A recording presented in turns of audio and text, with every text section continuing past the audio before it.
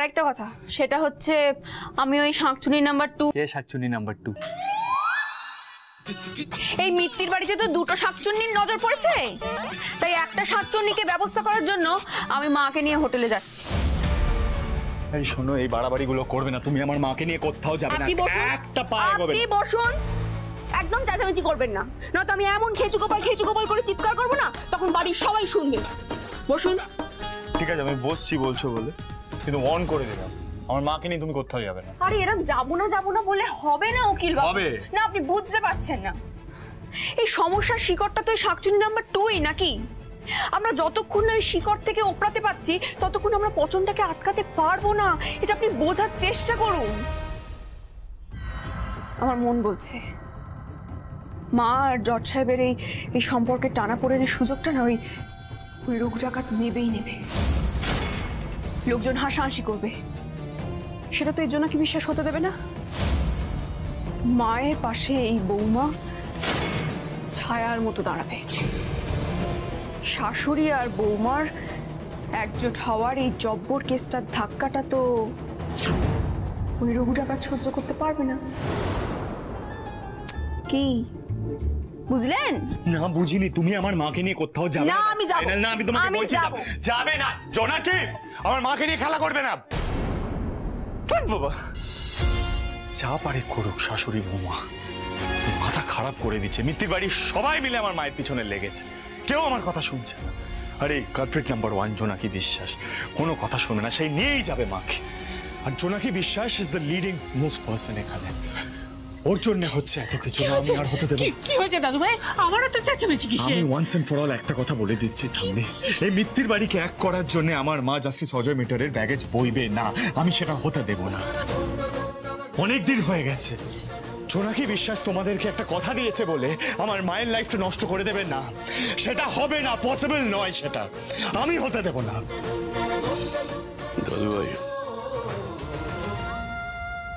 দাদু ভাই সম্পর্ক কি একটা কলমের আঁচড়ে ভেঙে ফেলা যায়? এই যেমন ধরো একটা সই করে মিত্তির বাড়িটাকে বিক্রি করার কথা ভাবছে তোমার বাপ কাকারা। কাগজের কি মূল্য আছে দাদু ভাই? কাগজের কোনো মূল্য নেই। আমাদের এই বাড়ির মাটি, জল, হাওয়া, এই বাড়ির মানুষগুলোর শ্বাস প্রশ্বাস, ভালো মন্দ নিয়ে বেঁচে থাকা, এ কি একটা সই করে কেউ কিনে নিয়ে যেতে পারে দাদু ভাই? এই যে তোমার বাবা আর মার বৈবাহিক সম্পর্ক বহু বছরের, সেটা কি হঠাৎ করে তোমার মা ভেঙে দিতে পারে?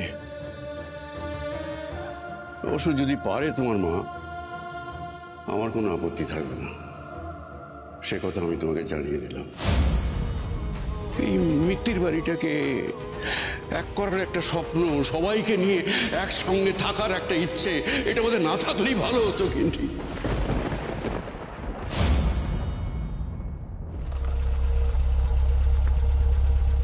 এই দেখা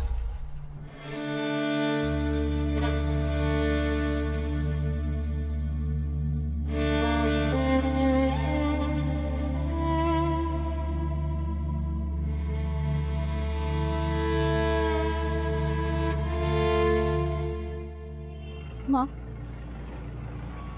মা তুমি মহিলার সামনে ভেঙে পড়বে না তো? তুমি অনেকে ফেস করতে পারবে তো? এই কদিন আমার কাছে যা যা চেয়েছি আমি জানি না আমি সেগুলো দিতে পারবো কিনা। এই সম্পর্ক ভাঙা, ডিভোর্স পেপারে সই করা, কিন্তু একটা বিষয়ে আমি আমার ছেলের কথা শুনবো। আমি সহজে আর কারোর জন্য চোখের জলও ফেলবো না, আর আমি কারোর সামনে সহজে ভেঙে পড়বো না।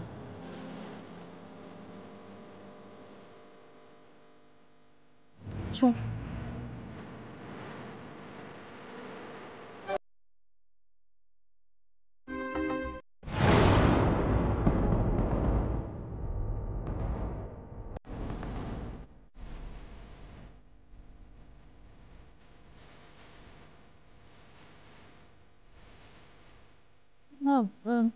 তুমি বসো না, আমি আমি একটু কথা বলে আসছি।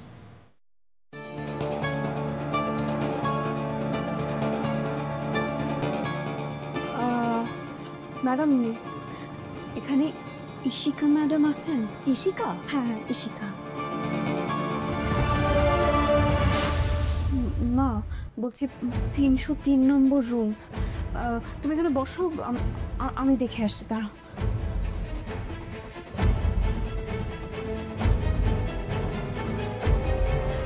আসলে ইশিকা, মানে আমি ঠিক কিভাবে বাড়িতে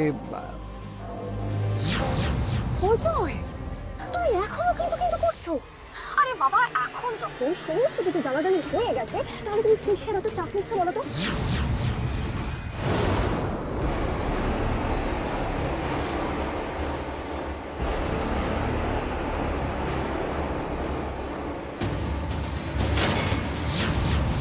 এই তো 303 নম্বর রুম।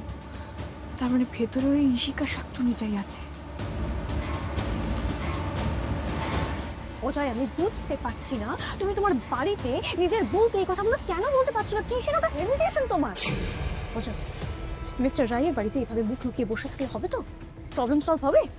অজয়, না মানে তুমি বুঝতে পারছো না, আমি অজয়, ঘামটা মোছো, ঘামটা মোছো। কি অবস্থা করেছিল এখন নিজের, কোনো দিক থেকে তো সামলাতে পারছো না। ফোনটা দাও। ও হ্যাঁ,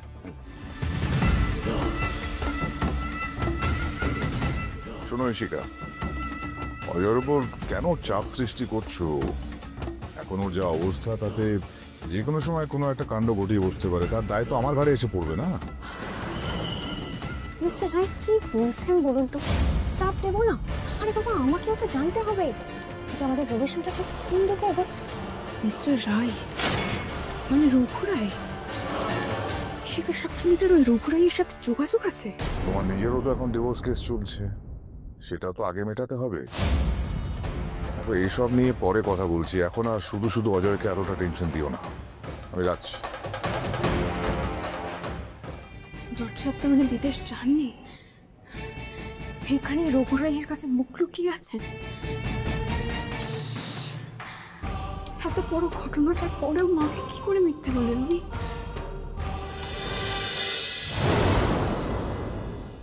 কোন রুম খুঁজে পেলে? মা মনে হয় কিছু বোঝেননি। এসব কথা এখন মাকে না জানানো ভালো। ও তো ওইটা।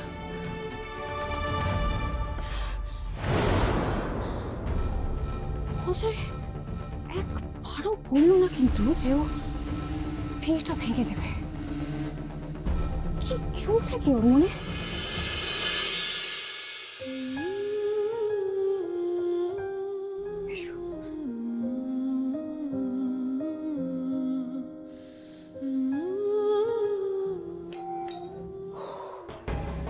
এই এক হয়েছে হাউসকে। কখন ফোন করেছি? এতক্ষণে আসার সময় হল। কামিং।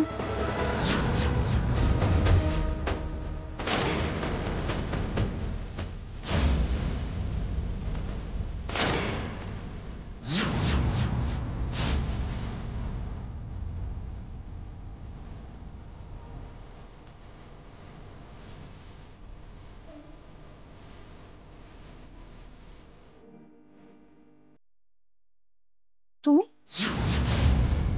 তুমি এখানে কি করছো? অজয় তাহলে বাড়িতে সবকিছু জানিয়ে দিয়েছে, তাই তো? এমন কি জানানো আছে জজ সাহেবের? এটা কি ফলাও করে জানানোর মতো কিছু নাকি?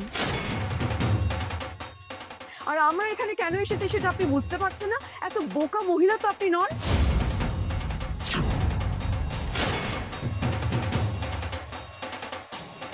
বাবা, তোমাকে তো ঠিক চিনলাম না।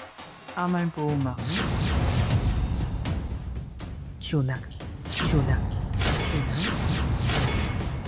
আচ্ছা, বুঝলাম। তার শাশুড়ি কি ভয় পাচ্ছে কথা বলতে, তাই বৌমাকে সঙ্গে করে এনেছে? জোনাকির কথা বলার অধিকার আছে, তাই ও কথা বলছে। আরে ভয় পাবো কেন? আমি তো কোনো অন্যায় করিনি। অন্যায় করলে ভয় পেতাম। তবে আমি আজকে যে কথাগুলো বলতে এসেছি সেই কথাগুলো শোনা তোমার খুব দরকার। অজয় মিত্র মিত্তির বাড়ির বড় ছেলে। মিত্তির বাড়ির একটা সম্মান আছে। একটা বাইরের মেয়ে সেই সম্মান নিয়ে ছেলে খেলা করবে, সেটা তো হতে দেওয়া যায় না। তাই তোমাকে বলছি, অজয়ের জীবন থেকে তুমি সরে যাও, সরে যাও। আর তুমি যদি ভেবে থাকো যে অজয় তোমাকে বিয়ে করে স্ত্রীর মর্যাদা দেবে, তাহলে খুব ভুল ভেবেছ। কারণ শেষ পর্যন্ত অজয় মিত্তির বাড়ির সম্মান, সমাজে ওর পজিশন, ওর প্রেস্টিজ, এই সব কিছু তোমার জন্য কোনো দিন ছাড়বে না। এই সম্পর্ক থেকে আর কিচ্ছু পাবে না। সিরিয়াসলি আমি অবাক হয়ে যাচ্ছি। তুমি নিজে এখানে এসেছো আমাকে বলতে আমি যেন অজয়ের জীবন থেকে সরে যাই। You just don't even know ও তোমার সম্পর্কে আমাকে কি কি বলেছে। আরে ও তোমাকে নিয়ে এত বেশি ফ্রাস্ট্রেটেড না যে ও আমাকে নিয়ে পালাতে পৌঁছতে চাই,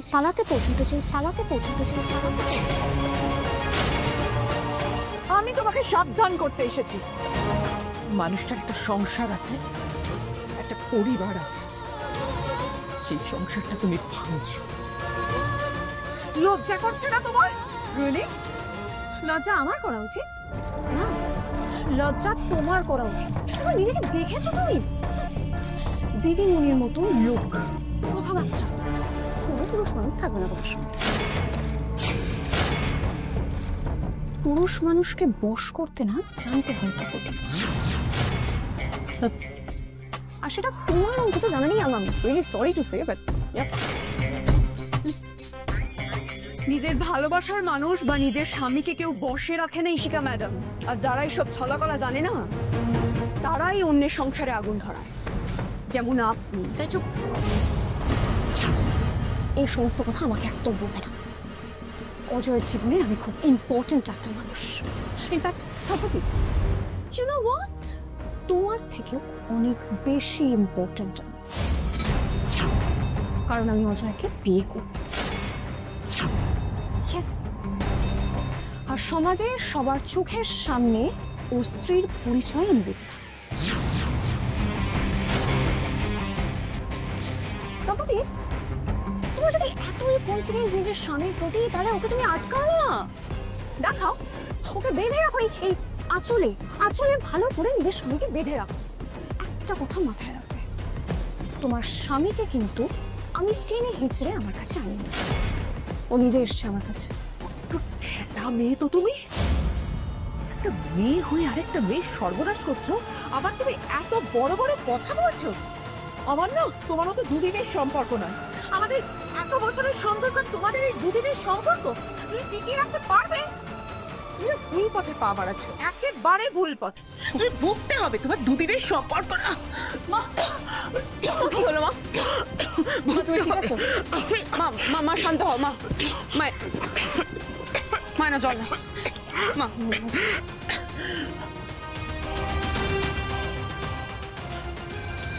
কি হলো? এইটুকু থ্রেড দিতে এসে কেশে অস্থির তো কি করে সামলাবে গুরুতর পরিস্থিতি মিসেস তপতি মিত্র?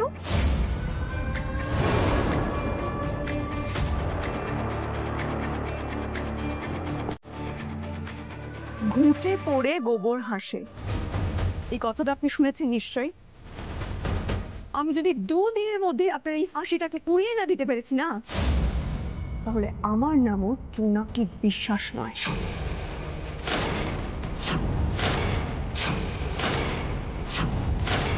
যে আগুনে আপনি মাকে পোড়াতে চাইছেন, ঠিক সেই আগুনে আপনি জ্বলে পুড়ে খাক হয়ে যাবেন। মা আর জজ সাহেবের জীবন থেকে আপনি বহু দূরে চলে যাবেন।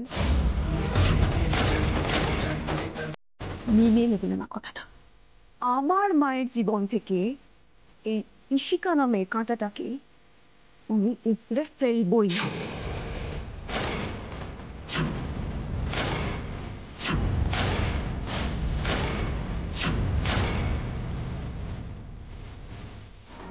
মা চলো, চলো এখান থেকে।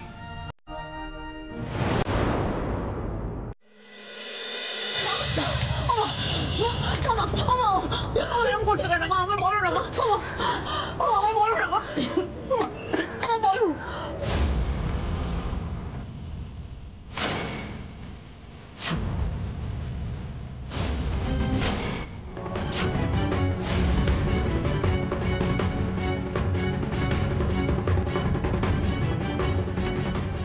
আপনি এখানে কি করে? তুমি যেখান থেকে ইনফরমেশনটা পেয়েছো, স্বাভাবিক আমিও সেখান থেকে ইনফরমেশনটা পেয়েছি। এক্সট্রিম টেনশন করলে বা প্যানিক করলে মায়ের এই অবস্থা হয়, সেটা হয়তো তোমার জানা ছিল না, কিন্তু আমি বরাবর জানতাম সেটা, তাই আমি এখানে চলে এসেছি। কি মা, ভালো লাগলো তো? জাস্টিস অজয় মেটারের গার্লফ্রেন্ড তোমাকে অপমান করলো, ভালো লেগেছে?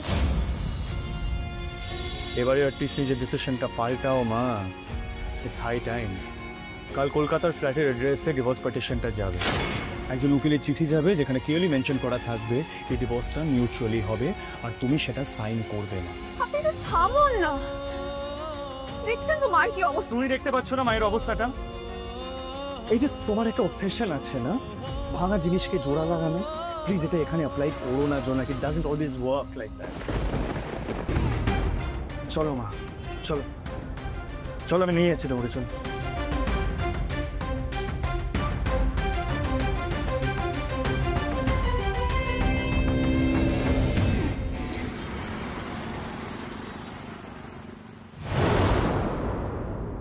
মা বলছি, আপনি ঘরে গিয়ে একটু বিশ্রাম নিন, আমি হাত মুখ ধুয়ে সবাইকে খেতে দিচ্ছি, আমি তখন আপনাকে ডাকবো। হ্যাঁ ঠিক আছে। ও বলছিলাম উকিলবাবু, আজকে যা হয়েছে সেসব নিয়ে বাড়ির কাউকে কিছু বলতে হবে না। হ্যাঁ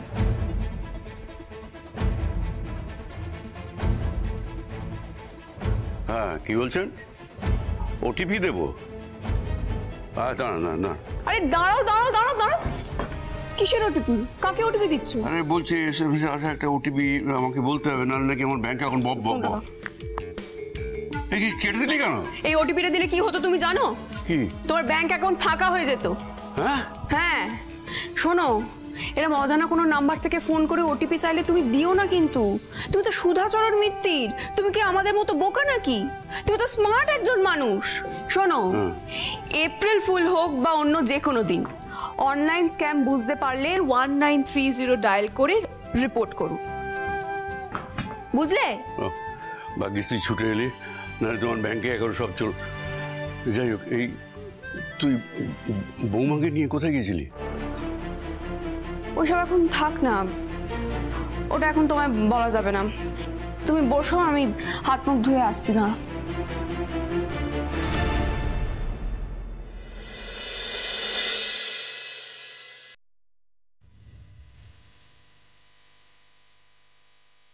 আমি অজয়কে বিয়ে করবো, তোর স্ত্রীর পরিচয়ে আমি বেঁচে থাকবো।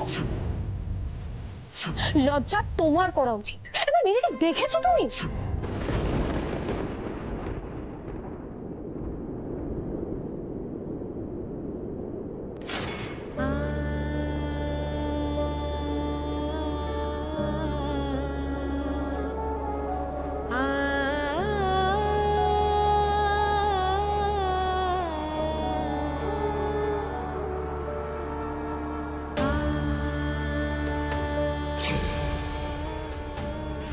লাইটটা অফ করো প্লিজ।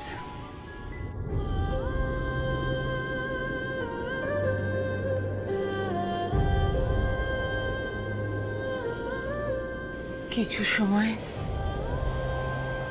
আলো ভালো লাগে না। খাবে না? আজ ইচ্ছে করছে না। তোমার যে মনটা খুব খারাপ সেটা আমি বুঝতে পারছি মা। মন খারাপ ঠিকই, কিন্তু ঠিক কি কি কারণে মনটা খারাপ সেটাই বুঝতে পারছি না। বারবার একটা কথাই মনে পড়ছে, কাল আমাদের অ্যানিভার্সারি। এই এতগুলো বছরে এইরকম অ্যানিভার্সারি আমি কোনোদিন কাটাইনি। আজ মনে হচ্ছে জীবনের এই পথটায় আমি একেবারে একা। আমার এই এতগুলো বছর একেবারে মিথ্যে হয়ে গেল। সামনে সামনে শুধুই অন্ধকার।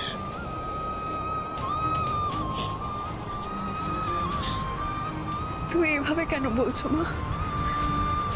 আমরা তো সবাই তোমার পাশে আছি, বলো। এই গোটা মিত্তির পরিবার তো তোমার পাশে আছে।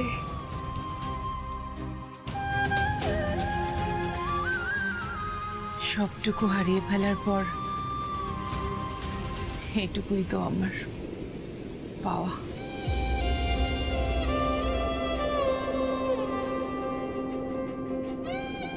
আমি যখন মিত্তির বাড়িতে বউ হয়ে এলাম, আমার ক্যারিয়ার, আমার প্রফেশন, আমি সবকিছু ছেড়ে দিয়েছিলাম। তাতে আমার এতটুকু রিগ্রেট ছিল না, এতটুকু ক্ষোভ ছিল না। মনে মনে আমার বিরাট গর্ব ছিল। আমি মিত্তির বাড়ির বউ। সেই গর্বের জায়গাটা একেবারে নড়ে গেছে আমার।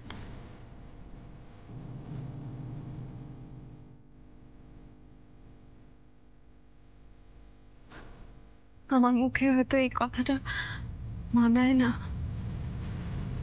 আসলে আমি তো এখনো এই মিত্তির বাড়ির বউ হয়ে উঠতে পারিনি।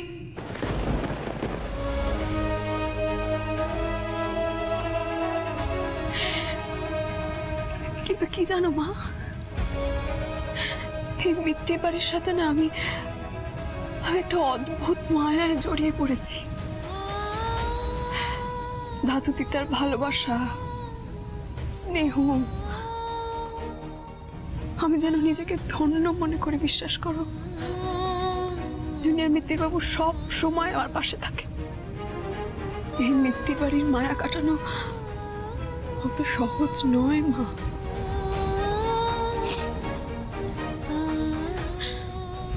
মা, আমি তোমাকে কথা দিচ্ছি মা, তোমার এই গর্বের জায়গাটা যাতে অক্ষুণ্ণ থাকে, তার জন্য আমি প্রাণপণে চেষ্টা করব। আমার উপর এইটুকু বিশ্বাস রেখো।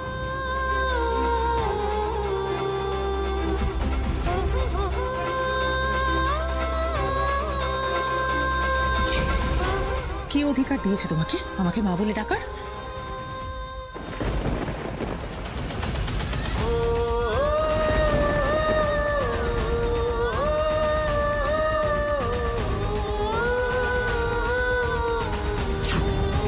আমি তো এখনো এই মিত্তির বাড়ির বউ হয়ে উঠতে পারিনি।